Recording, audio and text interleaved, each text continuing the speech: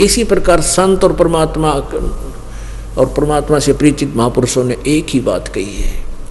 एक बार नानक साहिब जी से कहा कि प्रभु हे भगवान, आप कभी हमें खुशी नज़र नहीं आते, ना इन त्योहारों के अंदर आप कभी सहयोग में शामिल होते हो। तो क्या कहते थे कि ना जाने काल की कर डारे, किस भी ढल जा पासा वे, और जिनाते सरते मौत खड़क दी उन्होंने केड़ा हासा वे।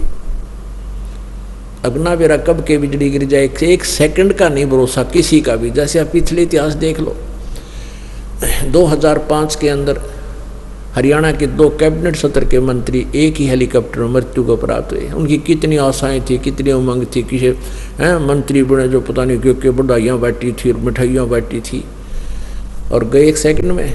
या क्या किस चीज़ पर प्रसन्न हुआ इंसान, या भूल लाग रही है, अज्ञानता में हम ऐसी कर रहे थे।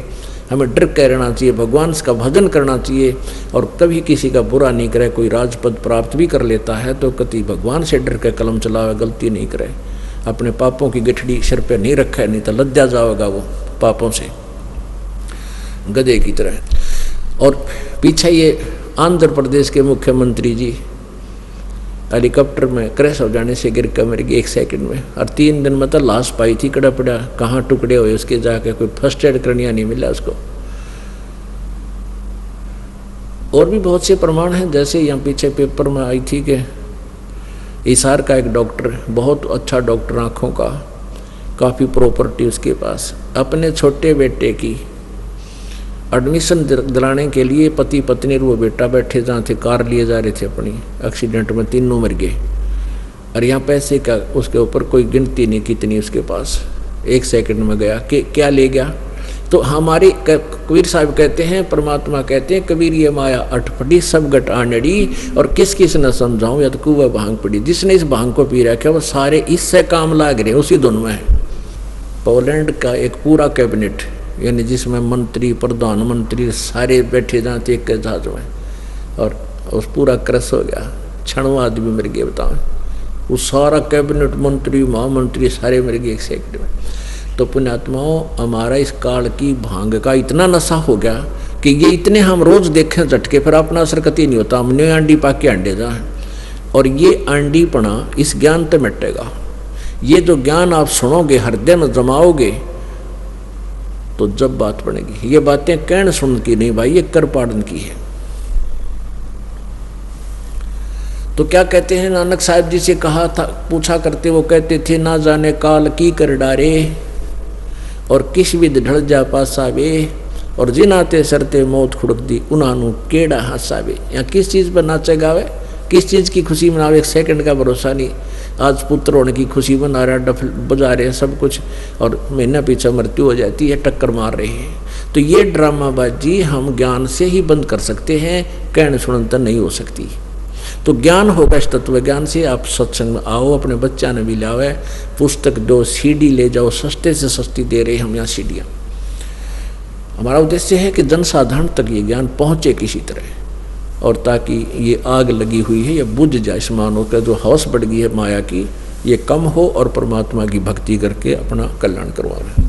फिर नानक साहिब जी से कहा कि प्रभु ए महात्मा जी, क्या आप कभी प्रसन्न नहीं होते? नानक साहिब कहते हैं, प्रसन्न होता हूँ। साध मिले साड़ी शादी होंदी, और विछड़ जाए दिलगिरी वे, अखदे नानक सुनो जहाना, या मुश्किल हाल फकीरी वे।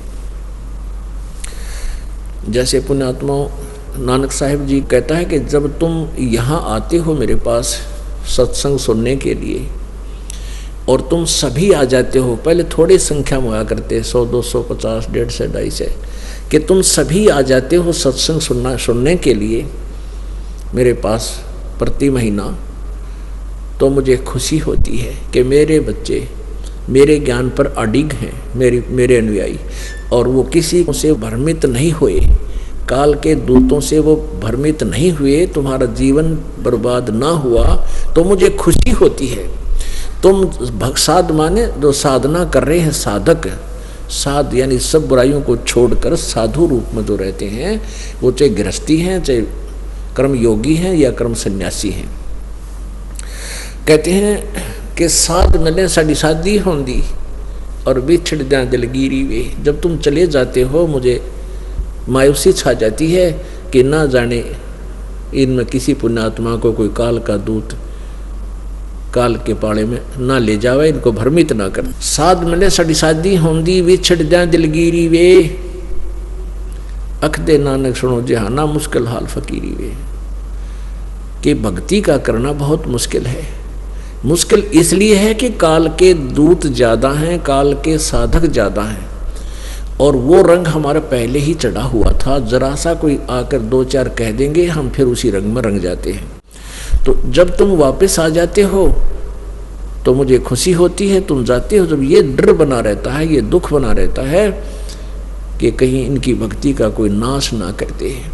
तो पुण्यात्मा यहाँ इस लोक में यदि कोई खुशी है तो भक्ति करने वाले को खुशी हो सकती है, क्योंकि उस पर आने वाली ये काल के अटैक आपदाएं नहीं आएंगी, उसके ऊपर ऐसी झटके नहीं आएंगे जो पूरी मर्यादा में रहेगा, उसके ऊपर ऐसी दुर्घटनाएं उसकी नहीं हो सकती है, गारंटीड बात समझना। कहते हैं संत शरण में आने से आई टले बला, अर्जय मस्तक में सूड़ी होवा काटे में टल जा।